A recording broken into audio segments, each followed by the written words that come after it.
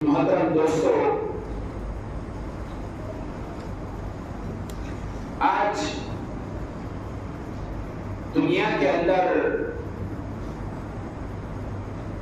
جو سب سے اہم مسئلہ ہے، ساری دنیا کی نگاہیں جس پر ٹکی ہوئی ہیں اور لوگ تجسس میں ہیں کہ حل کیا نکلتا ہے، وہ مسئلہ اسرائیل کا اور غزوہ کا ہے۔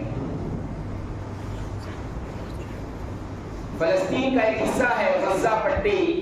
جو مشہور ہیں، جہاں پر مہاجرین اور تارکین وطن وہاں پر پناہ لیے ہوئے ہیں۔ تقریباً ان کی تعداد 2 کروڑ ہے۔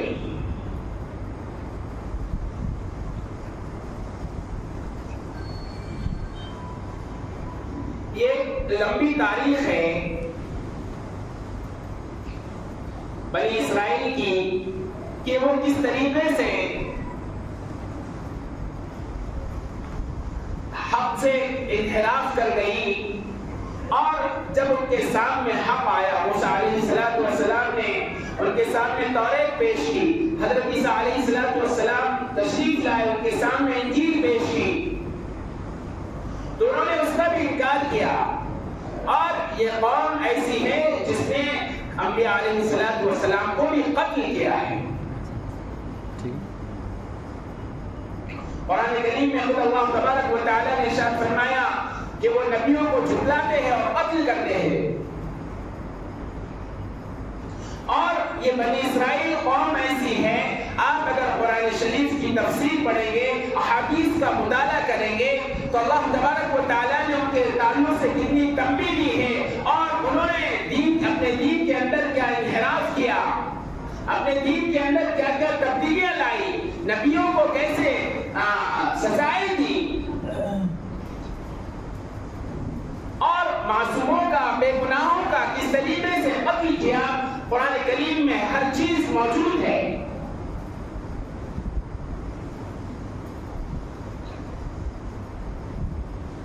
ان کا وجود فلسطین کے اندر حضرت داؤد علیہ السلام کے زمانے سے ہے۔ حضرت داؤد علیہ السلام بادشاہ تھے جب یہ بنی اسرائیل فلسطین میں آباد تھے۔ انہوں نے مسجد اقصی کی اثر نو تعمیر کی، اس کی تزئین کاری کی، اس کو خوبصورت بنایا، اور اس کے بعد دور آیا حضرت سلیمان علیہ السلام کا، جس نے پوری دنیا پر حکومت کی۔ جنات اور کائنات کے چرندے پرندے ان کے ماتحتی میں تمام پر وہ حکومت کرتے تھے، یہاں تک کہ چیونٹیوں کی بھی زبان جانتے تھے، پرندوں کی بھی زبان جانتے تھے۔ پرندے ان کے نگہبان تھے کہ دنیا میں کیا غلط ہو رہا ہے، دنیا میں کیا سورج کی پوجا کی جا رہی ہے، کون حق سے انحراف کر رہا ہے، وہ آپ کو آ کر باخبر کر لیتے تھے۔ تو آپ نے مسجد اقصی کی تعمیر کی، اثر نو تعمیر کی، جنات نے بھی آپ کا ساتھ دیا اس تعمیر میں، اور اس کے اندر سونے جواہرات اور اس کی تزئین کاری کے لیے دنیا کے جو قیمتی اشیاء ہیں اس کے اندر لگائے گئے، سونے جواہرات بیش قیمتی۔ لیکن یہ بنی اسرائیل کی ایک تاریخ ہے، جب وہ حق پر چلتی ہے لیکن اس کا ایک ایسا موڑ آتا ہے، وہ حق سے انحراف کر دیتی ہے۔ قرآن کریم میں بھی میں نے آپ کے سامنے سورہ بنی اسرائیل کی آیت تلاوت کی، اسی کے آگے اللہ تبارک و تعالی ارشاد فرما رہا ہے لَتُفْسِدُنَّ فِي الْأَرْضِ مَرَّتَيْنِ وَلَتَعْلُنَّ عُلُوًّا كَبِيرًا فَإِذَا جَاءَ وَعْدُ أُولَاهُمَا بَعَثْنَا عَلَيْكُمْ عِبَادًا لَنَا أُولِي بَأْسٍ شَدِيدٍ فَجَاسُوا خِلَالَ الدِّيَارِ وَكَانَ وَعْدًا مَفْعُولًا۔ یہ بنی اسرائیل ایک ایسی ہٹ در قوم تھی جس نے نبیوں کو قتل کیا، نبیوں کو جھٹلایا، نبیوں نے ان پر لعنت کی۔ قرآن کریم میں ہے لعن الذین کفروا من بنی اسرائیل علی لسان داؤد وعیسی ابن مریم، ان بنی اسرائیل پر حضرت داؤد علیہ السلام، حضرت عیسیٰ علیہ السلام کے ذریعے لعنت بھیجی گئی۔ یہ جہاں بھی رہیں گے ذلت و خوار سے رہیں گے، ان کو چین اور سکون کی زندگی نصیب نہیں ہوگی۔ تو اللہ تبارک و تعالیٰ نے قرآن کریم میں ارشاد فرمایا، یعنی بے شک کوئی نہیں لَتُفْسِدُنَّ فِي الْأَرْضِ مَرَّتَيْنِ وَلَتَعْلُنَّ عُلُوًّا كَبِيرًا، کہ تم زمین کے اندر یقیناً فساد برپا کرو گے،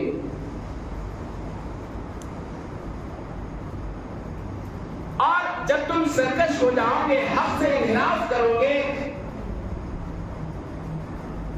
تو اولی بأس شدید ایک جنگجو قوم تم پر مسلط ہوگی، فجاسوا خلال الديار وكان وعدا مفعولا،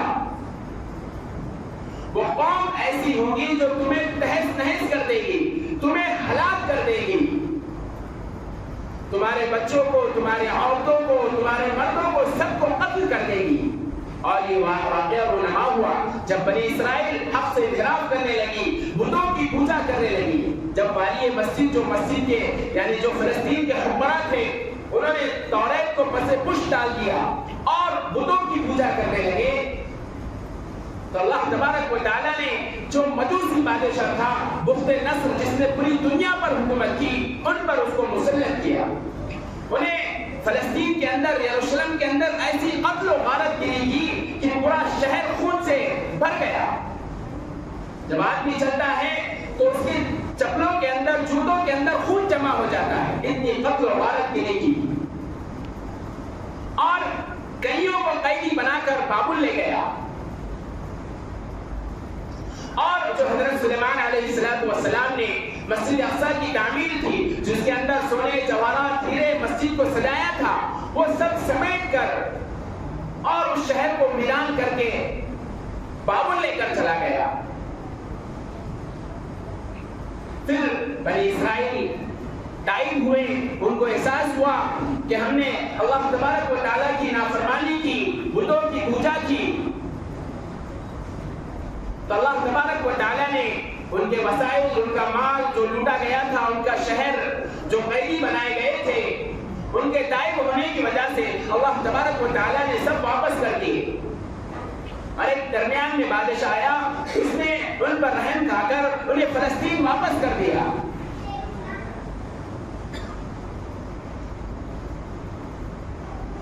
پھر اللہ تبارک و تعالیٰ نے فرمایا ثم رددنا لكم الكرة عليهم وأمددناكم بأموال وبنين،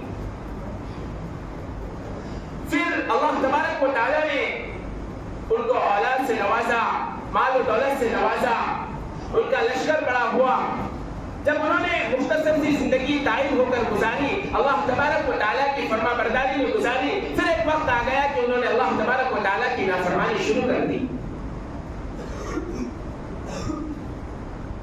پھر اللہ تبارک و تعالیٰ نے جس میں لَتُفْسِدُنَّ فِي الْأَرْضِ مَرَّتَيْنِ، یعنی 2 مرتبہ تم فساد کرو گے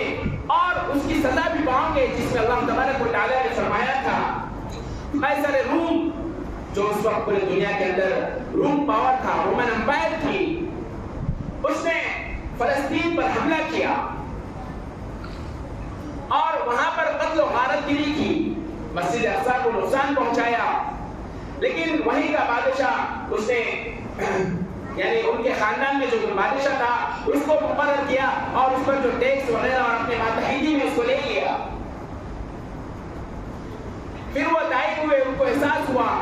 اللہ تبارک و تعالیٰ کی فرما برداری کی، لیکن یہ کچھ دیر تک رہا، اس کے بعد اور نافرمان ہو گئے۔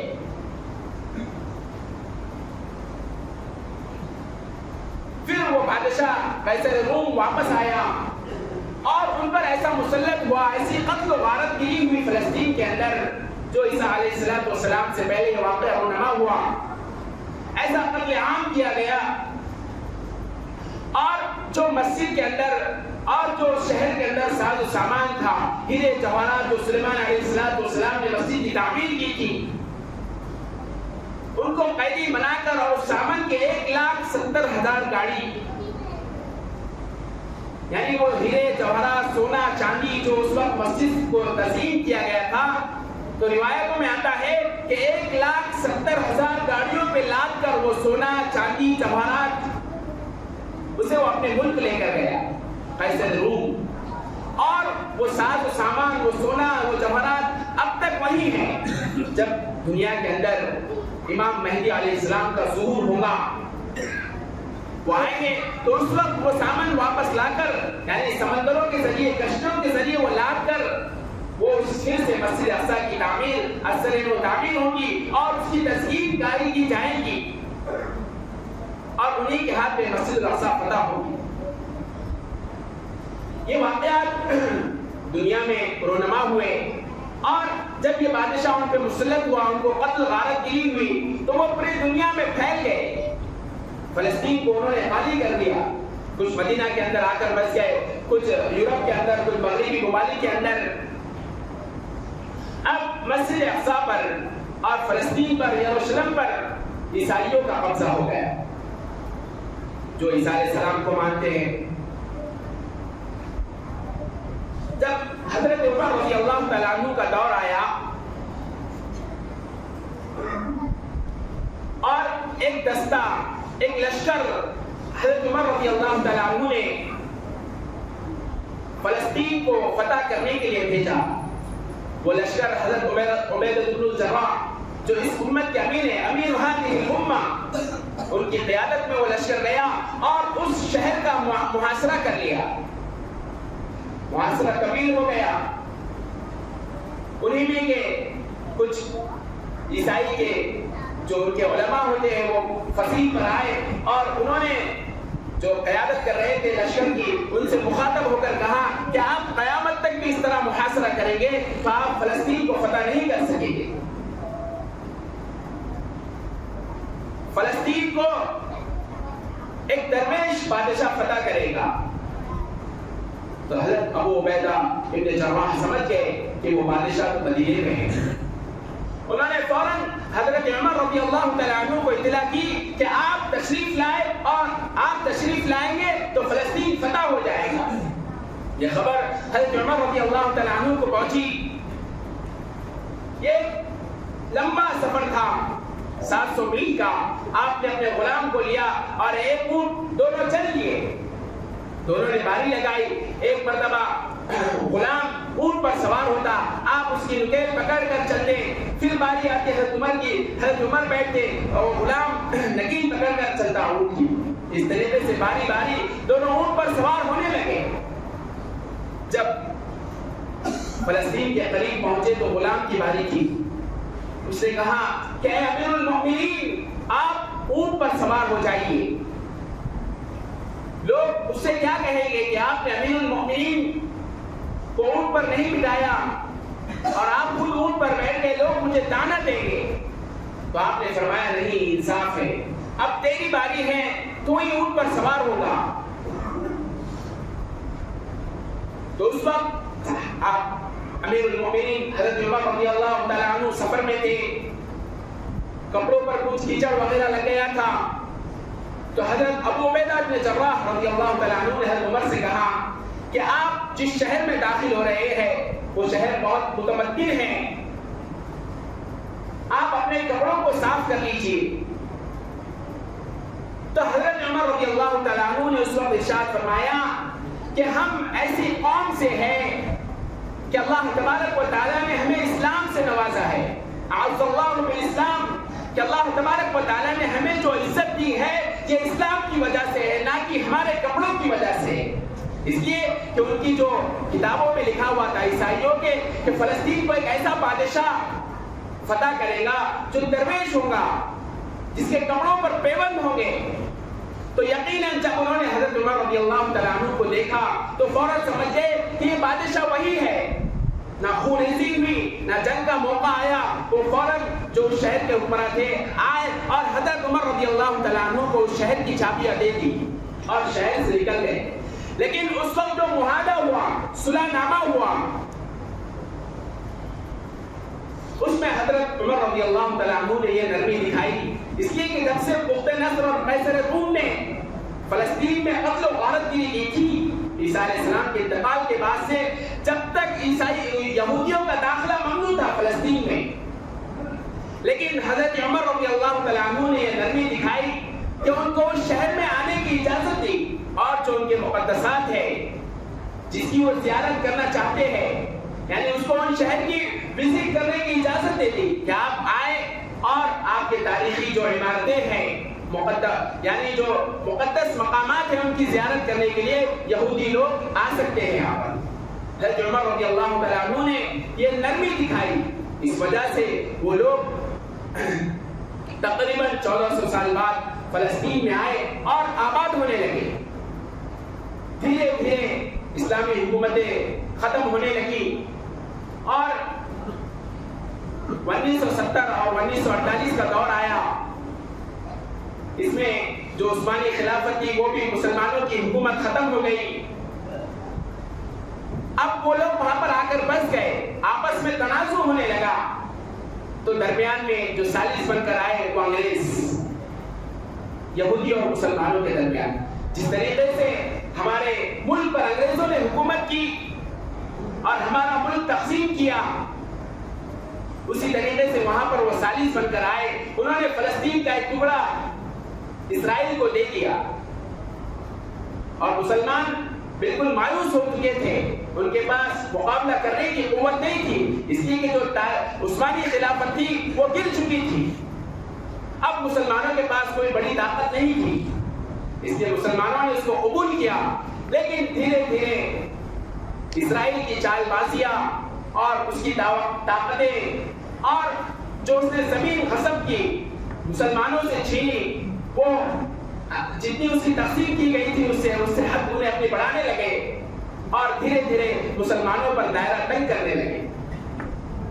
تو یہ ان کی تاریخ ہے، جس طریقے سے انہوں نے مسلمانوں کو ستایا اور جس طریقے سے عیسائی قوموں کو انہوں نے ستایا، یہ ایک ان کی تاریخ ہے۔ لیکن ان کا اللہ تبارک و تعالیٰ نے قرآن کریم میں سورہ اسرائیل کے اندر ایک ارشاد فرمایا، عَسَىٰ رَبُّكُمْ أَن يَرْحَمَكُمْ وَإِنْ عُدْتُمْ عُدْنَا، کہ اگر یہ اسرائیلی لوگ اس طریقے سے ظلم کریں گے، ناحق بچوں کا قتل کریں گے، وَإِنْ عُدْتُمْ عُدْنَا، اگر تم سرکشی پر آمدہ رہو گے، تو جس طریقے سے بخت نصر نے، قیصر روم نے، اور جس طریقے سے تمہارا خاتمہ کیا، تمہاری قتل و غارت گیری کی، یہ جاری رہے گی۔ وَإِنْ عُدْتُمْ عُدْنَا، آپ نے دیکھا 21ویں صدی میں بھی ان کی چال بازیاں پوری دنیا کے اندر عام ہوئی۔ جرمنی کے اندر کس طریقے سے 60 لاکھ یہودیوں کا قتل کیا گیا، تو یہ مکاریاں اس پوری دنیا کے اندر ان کی عام ہیں، اور یہ جب مکاریاں کریں گے، چال بازیاں کریں گے، اسلام کو نیچا دکھانے کے لیے کریں گے، تو اللہ تبارک و تعالیٰ کا قرآن میں وعدہ ہے، وَإِنْ عُدْتُمْ عُدْنَا، یقیناً ہم کوئی ایسا بندہ کھڑا کریں گے جو تمہیں قتل کرے گا، تم سے انتقام لے گا۔ اور یقیناً یہ دنیا کی لمبی تاریخ ہے، جس میں نے آپ کو بتایا کہ اللہ تبارک و تعالیٰ نے کس طریقے سے ان سے انتقام لیا اور ان کی قتل و غارت گیری ہوئی۔